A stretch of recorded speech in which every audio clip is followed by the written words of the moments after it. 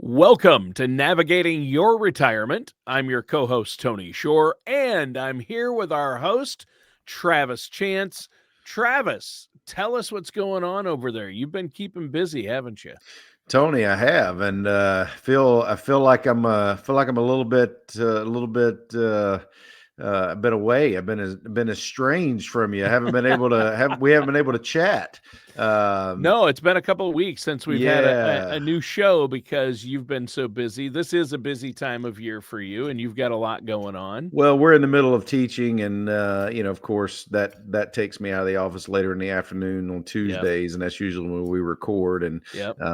so sometimes I have to come in a little bit early, handle some client meetings, and sometimes it takes precedence. And then, of course, there's the ever-ending saga, or never-ending saga, I should say, of our um, uh, hurricane damaged house that just will not get repaired. So, and contractors love to, yeah, I'll be there at 8 o'clock. And then it's like, okay, it's 8:45. Yeah, I won't be there for another 15 minutes. So, Well, and you were telling me you had a contractor who was supposed to come, so you took the day off because they were supposed to come and well, I didn't talk really, over yeah, everything. I don't know if I would say that was a day off, because basically all I did was stay home and do Roth conversion calculations. Sure. Yeah, I But mean, you kept working while you were oh, yeah. waiting, but then they Yeah, they they said they'd be there at 8 a.m. and you guys out there listening have probably had this happen. Yeah, they say, yeah, we'll be there first thing. Well, first thing to me is 8 o'clock. And yeah. between 8 and 9. And Yep. then all of a sudden it rolls on about 10:30, and well, no contractor. And then it's like, okay, I'll give him a few more minutes and then I'll text him. And 11 o'clock, yeah, I'm on the way. And then 11, well, it's lunchtime. It'll be after lunch. And then you call them and let me see where my guys are, and we'll be over there. And then all of a sudden it's like 3:30. Hey, yeah, it's 3:30 on a Friday. We can't be there today. We're gonna have to reschedule. So yeah, to say Unbelievable. it's frustrating is putting it mildly. Oof. Yeah, I'll tell you, and we've had this And it's supposed conversation to be from before, a but reputable company. And I'm going to be honest with you. If I don't get some relief here coming up pretty soon, I'm going to start mentioning the company. So that way, hopefully, no one will ever use them again. well, So, yeah, that's yeah. terrible. I Yeah. mean, it's just you gotta have better customer service than that, and, yeah, I mean, Well, there's the old joke, it's like, why are the pearly guy dies, goes to heaven, wonders why the pearly gates are falling down, and, the gold, path is all the bricks are all broken up, and why this is heaven, this should be nice. Yeah, well, we haven't had a contractor up here. yeah. In It's the years. old joke, we Yeah. can't get a Yeah. contractor up here. Yeah, yeah. The last carpenter that made it was the was Well, the first carpenter that made it. yeah, right, Yeah, exactly, but exactly. yeah, no. What's Yeah. even more Jesus has infuriating. been too busy answering prayers, and we've never had another Exactly. carpenter, right? Exactly. Yeah, the most frustrating thing is, this is work that actually was done a year ago, paid for, and they did it wrong, and actually came back, admitted they did it wrong, and said, "Oh yeah, we're going to fix this." And then, Never oh, but fixed it. yeah, well, we can't. We of course we can't come. We're busy. We have other clients. Even though we've got your money and we're supposed to. But you know how that goes. Of course, yeah. But anyway, well, Yeah, Tony, and couple that's not the way things. you run your business. I mean, No, I would clients move first. heaven and earth. Yes, Yeah, yeah, exactly. yeah. I'll be here on Saturday, Sunday, whatever we got to do to get it fixed. Yeah. But So you told me, Travis, you want to call this show today Spend Now or Spend Later? Like a question, right? What does that mean? well, we talked through in the class that I teach, and this is kind of where I got it from. We talked through, what happens whenever, God forbid, something, one of you passes, you and your wife, or maybe both. I mean, what happens to your funds? Your funds go to your kids. And I always make the joke, if you don't fly first class, your kids will. And it's really one of those things that may or should make you think, is this really something? Am I saving just so I can spend just the bare minimum while I'm in retirement to leave this huge legacy? Or is it, I've worked all my life, I've put this money away, and I want to make sure that I'm going to have a rich and fulfilling retirement plan and retirement experience. And then, of course, if anything is left behind, it goes to the kids and grandkids. Well, that's when if you take the humor out of it, you got to think about it. Do I spend now and consume today and maybe lower that legacy, or do I spend tomorrow? And I think there's pros and cons to each one, and that's why we're gonna talk about that this morning, because holding off to your 90 to buy that new Porsche, or I'm just throwing that out there, I don't know, whatever your car is, or maybe it's a 57 Chevrolet Bel Air two-door coupe, I don't know. I mean, if you get to your 80s and 90s and you haven't really fulfilled a lot of those ambitions, are you really going to feel like doing it once you get to that age? Because Tony, let's talk about some of the spending patterns in retirement, right? And just kind of be in a general sense. The first things first, when you get to retirement, and Tony, I don't know about you, but I know a lot of people, when you get to retirement, it's kind of like starting. Now you're not going to feel as great, so bear with me. And I know you don't run, but it's kind of like starting a race, right? A foot race, because you're Oh, at the I run. starting line. Oh, you do? Yeah, Well, from the table to the buffet to the and fridge back. and back. Yeah, that's kind of like me. Yeah, that's yeah. The light coming on the fridge is the green light. So, but anyway, so in your first few years of retirement, it's like you get to that starting line and you start the race, or you start that journey of retirement. And if you think back to when you were maybe in phys ed class or Yep. PE in school, you're really excited, you're energetic, you have that adrenaline going, The and endorphins are yeah, pumping. and you run a little bit faster, even though if Yep. it's let's say you're running a mile, right? The first lap, you're gonna book it, right? You're gonna probably be like, I'm making up great time. And then if you run flat out, and you like your go-go years, and you're doing all these hobbies and travel and all this stuff, you run flat out as fast as you can, well, eventually you're going to start like, oh God, I don't know if I can keep this pace up, because you Right. just plowed through that first period of the race. Yeah. And that's really what that represents in retirement, is when you get to the point where you're not having to go to work and you're having all this time to Hmm. do the things that you probably always said, you know what, if I had more time, I'd do this. If I'd had more time, I'd go here. Well, now you do, and you're going to. So your go-go years, if you will, that's when you're going to be much more active. That's when you're going to travel more. You're going to have those golf hobbies, maybe you're woodworking, whatever your thrill is, right? Whatever makes you tick. And then, once you get in the middle of that race, you have to start thinking like, okay, I did a lot of that stuff. I started off really strong, and maybe it's not that like you said, endorphin, adrenaline phase, but maybe Yep. it's like, okay, I've been there, done that, got the t-shirt a couple times. Do I really want to do it again? And that's when maybe it starts to transition into your slow go years, right? Yeah. That's when you're still doing the things, you're just maybe not doing the things as often, right? Maybe Right. instead of Or you're playing, doing fewer things or not as big. I mean, when well, you first retire, it's like we're going to buy an RV and travel the country, or yeah, we're going to yeah, take a cruise we're around the going to play world. golf 5 times a We're week. going to take all our kids and all their kids to Disney World a Right. couple of Or times. Alaska or wherever. Yeah. Right. Yeah.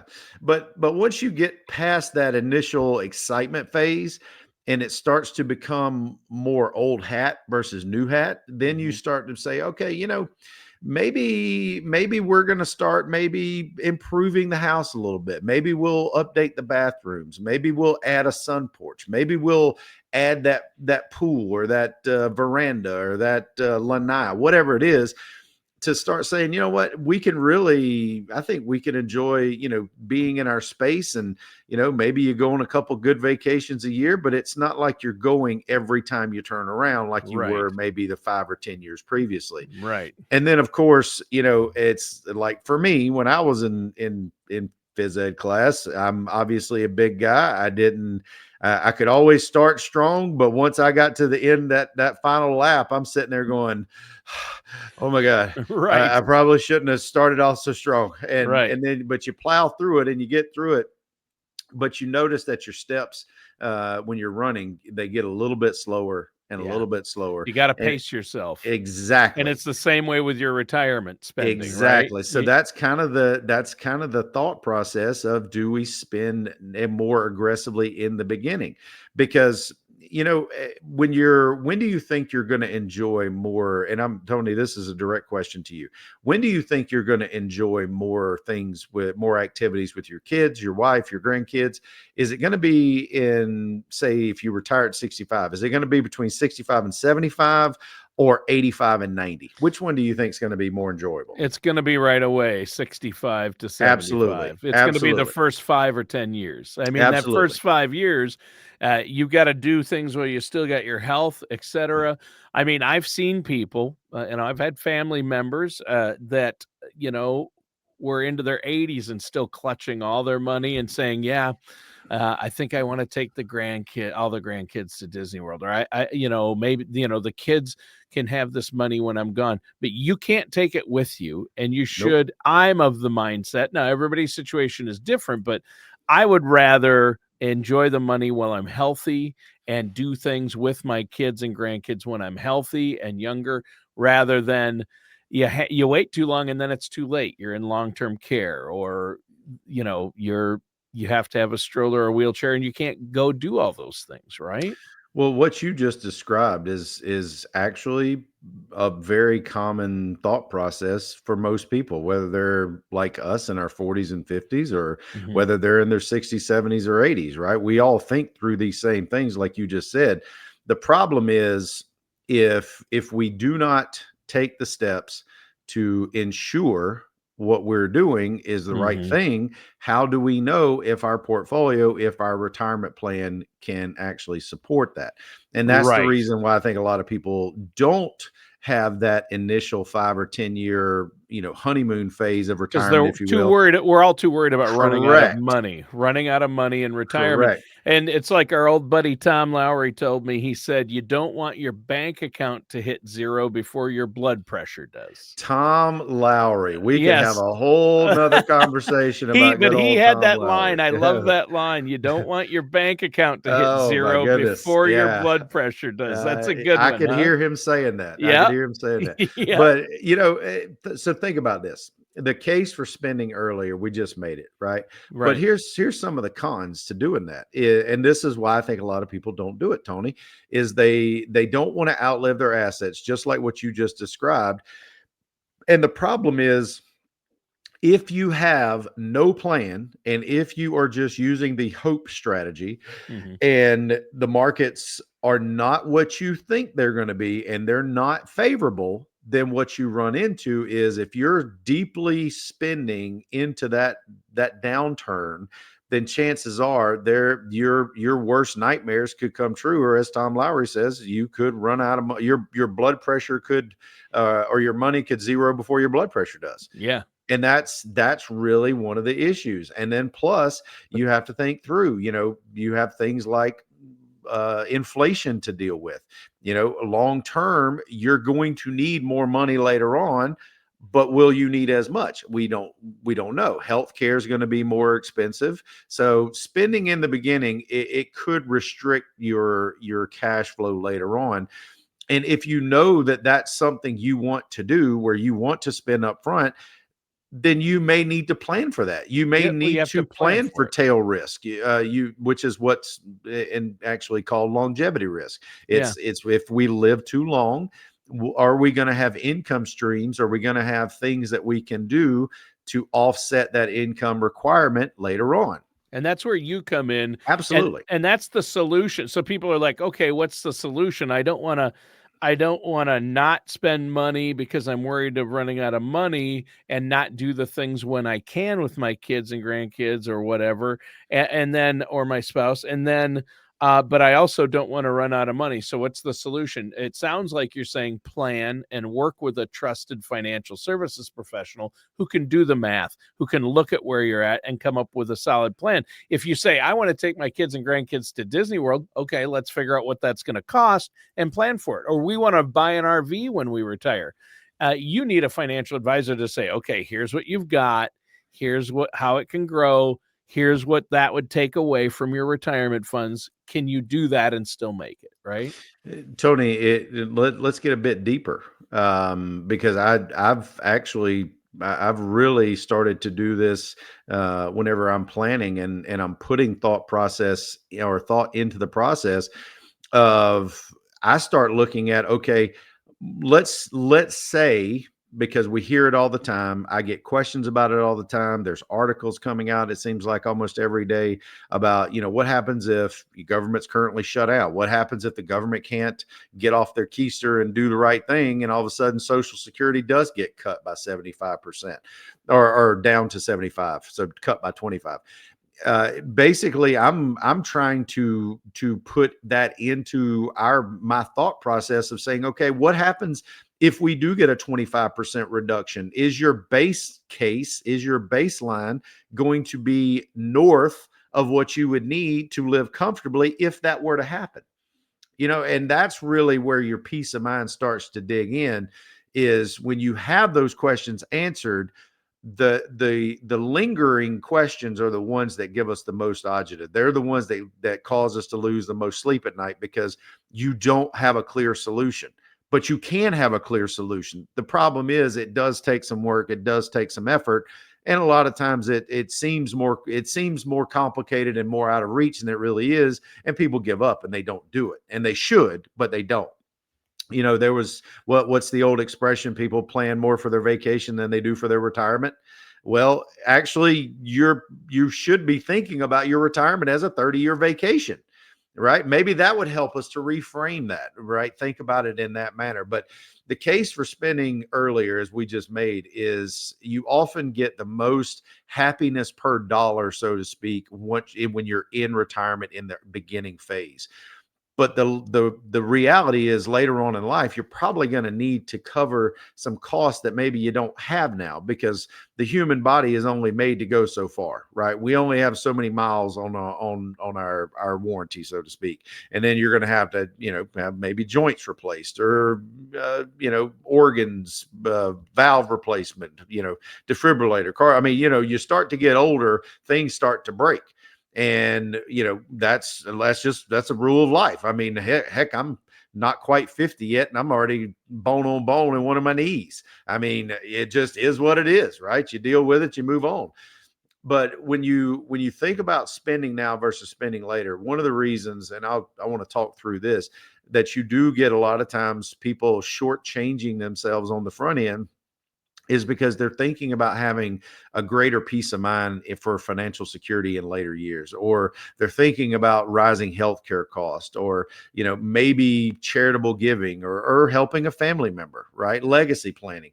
These are all worthwhile, and they're really good thoughts to have. But at the end of the day, you don't want to miss out on experiences while you're healthy, and regret the things that you weren't able to do. I've never had a client that has come back from, like, had one that did an 80-day cruise, literally almost around the world.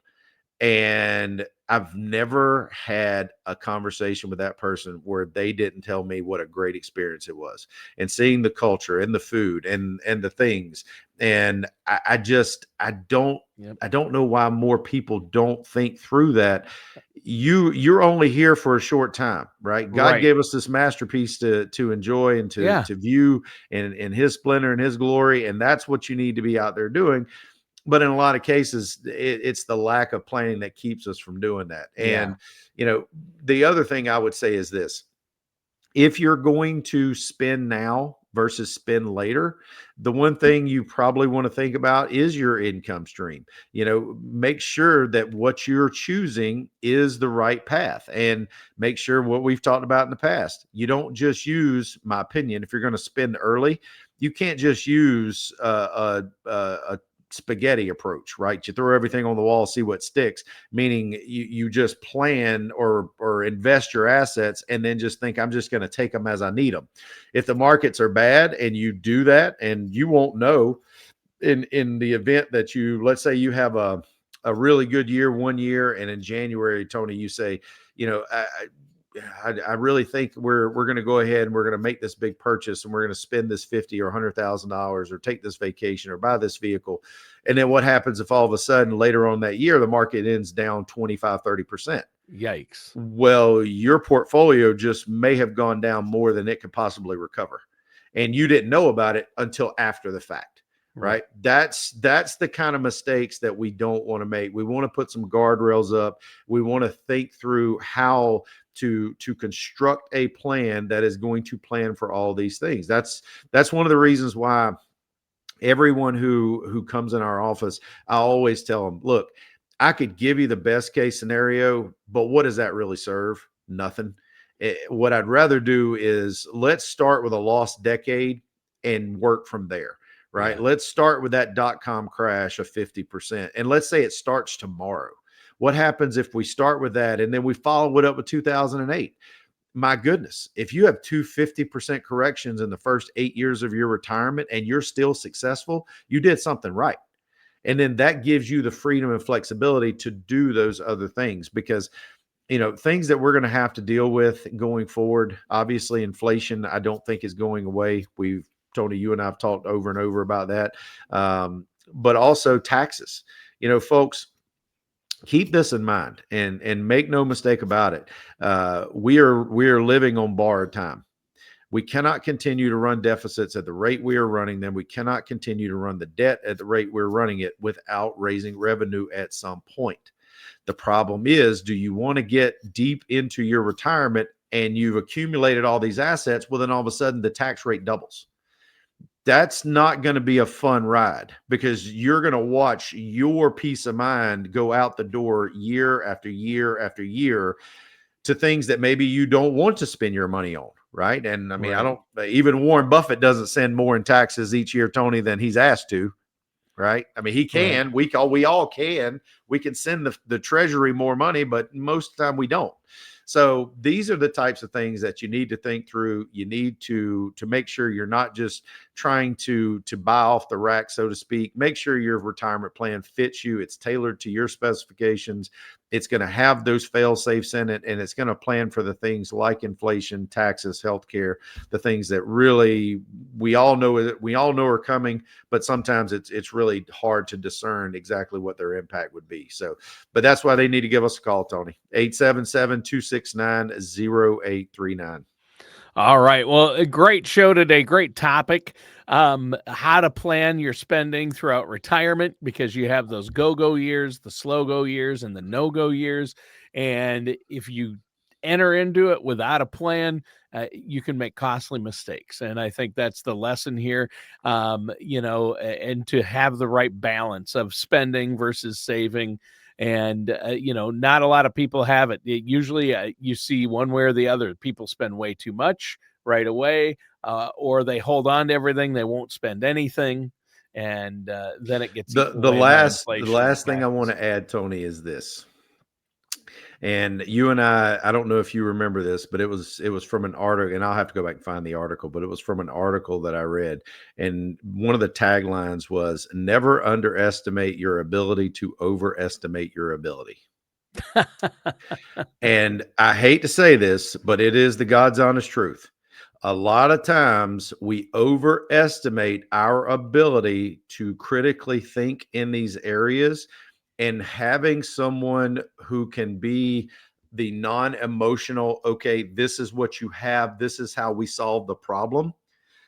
That's really important, because it gives that unclouded, unfettered opinion that can really say, okay, let's take all the I don't knows out of this and just work with the math. That's what I think most clients lack. And that's what I think our firm excels in, is being able to make the impossible possible. There you go. Because sometimes the emotion is what makes it impossible. But if it's removed, a lot of times the clouds part and your plan will appear. And that's what they need to give us a call for. Yeah. And give that number one more time. Sure. 877-269-0839. Folks, if you're a client, thank you for listening. We've got our client event coming up actually tomorrow, so that'll be fun. And then also, if you're sitting out there listening, Christmas time's coming up. Give them the best. Give your friends and family the best gift you can. Hit forward on this podcast and this email. Send it to one of your friends, one of your coworkers, colleagues, and help them create the retirement plan that you have. Awesome. Well, thanks, Travis. Listeners, thanks for tuning in. That does it for today's episode of Navigating Your Retirement with our host, Travis Chance.